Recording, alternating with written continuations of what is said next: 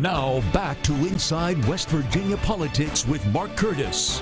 And welcome back to the final segment on our special Labor Day edition of Inside West Virginia Politics. I'm joined by Steve White, who is the director of the Affiliated Construction Trades here in West Virginia. Great to have you on the program. Thank you so much for having me. Just a nutshell, how many laborers or workers, union members do you have in your group in the state? Yeah, I represent construction workers in the state of West Virginia, 20,000 in a variety of different craft areas. And it's been a busy time, a lot of new construction growth in the state. Yes, absolutely. Yeah, there's a lot of work. Their big concern, though, big headline is that the Mountain Valley Pipeline, part of it has been temporarily shut down. What impact is that having on the workers and the labor force? That's terrible. It really is hurting thousands of workers who are lined up to build those pipelines.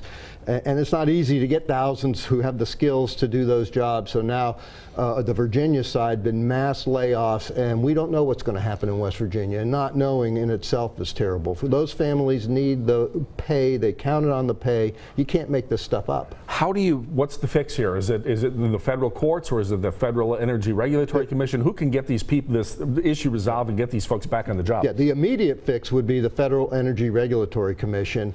They could limit the order to stop all that work only to the affected area. For the Mountain Valley Pipeline, it's just a 3-mile area in Virginia. So stop all that work and then let the courts work their way out, get those permits satisfied however the court wants. In the meantime, we've got people ready to go to work, committed to go to work, and they can't go to work. It's just, it really hurts them. And they did not mess up the permit, our workers.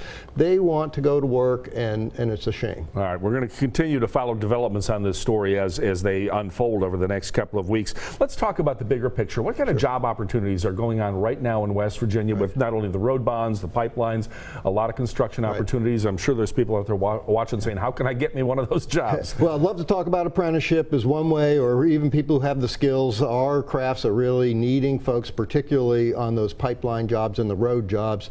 You know, the road work is just getting started, frankly. There's a lot more to come, and so that's great for the construction industry. The pipeline, while there's that 2 that are shut down, Mountain Valley and Atlantic Coast, there's a lot of other pipeline work that's continuing on. The gas industry, this is stuff that's been in the works for many years. It's just aligning, and there's a lot of other work to deal with the gas industry. So there's a lot of opportunity.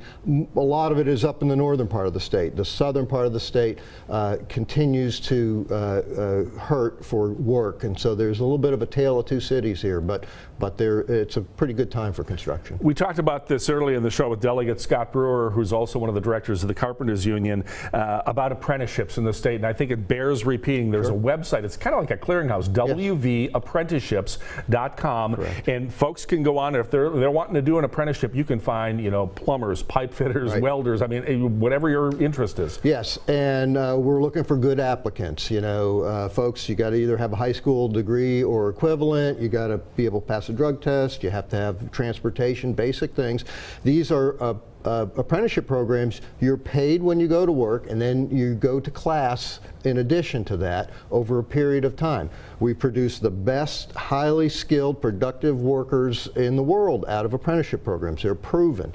And no cost to the taxpayer, by the way. It's paid by industry. So these are great programs. You know, there's demands, again, more in the north than in the south, but still demands everywhere. Good opportunities for people who are looking for something. You know, college is not always for everybody.